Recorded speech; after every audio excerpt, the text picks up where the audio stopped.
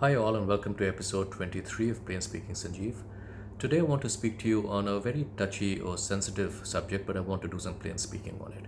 And that subject is of pilot bonds. Why do airlines in India typically take a bond from a pilot when they join the airline? And the bond, could be of 30, 35 lakhs or whatever it is, differs from airline to airline. And that bond gets paid down over time. So, within X number of years, 3, 5 years, or whatever it may be, that bond expires and you get the money back. The reason that we do that in India is essentially because there's nothing preventing pilots in India from leaving airline X and joining another airline in India with at the same level. So a captain can leave airline X and join airline Y as a captain instantly without having to start at the bottom. An experienced first officer after 2 or 3 years of flying can leave airline X and join airline Y as an experienced first officer also, without losing any seniority. Or even a relatively new pilot, 6 months or 1 year into the system, can decide that he prefers airline Y and can join airline Y. And that's not a bad thing. I mean, from the point of view of the pilot, point of view of any professional, I firmly support the right for people to manage their own careers and choose where they want to go.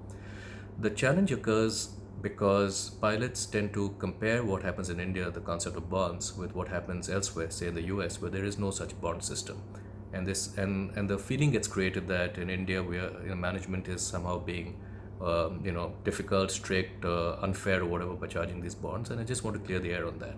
The reason we charge these bonds in India is because training the pilot costs money. It's a very expensive proposition to train a pilot, and the airlines just want to make sure that they don't run into situations where they invest in training the pilot, and 6 months or 9 months or 12 months later, the pilot just leaves the airline and joins another airline, which doesn't have to bear this cost of training.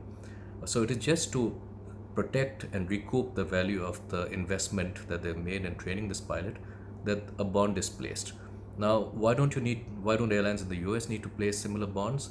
Well, it's simply because airlines in the US, due to the way their union contracts work, do not allow pilots to switch directly from airline A to airline B. If you are a 3 year experienced first officer in airline A in the US and you want to join airline B, you have to start at the very bottom. You start as a fresh, new first officer at the bottom of the seniority list. If you're a captain in airline X and you want to join airline Y, you will still start as the most junior first officer. You won't join as a captain. There's no direct entry. So the concept in the US is if you switch from one airline to the other, you start at the bottom again. Obviously, what that means in practice is that you're kind of stuck to or married to one airline. And if that airline does well, it's fantastic. If that airline doesn't do well, then it becomes kind of a prison for you.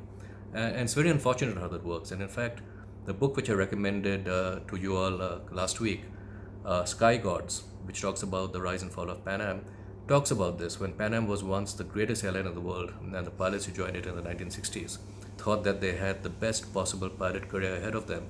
But just 10 years later, in the 1970s, Pan Am had seen a dramatic decline in fortunes.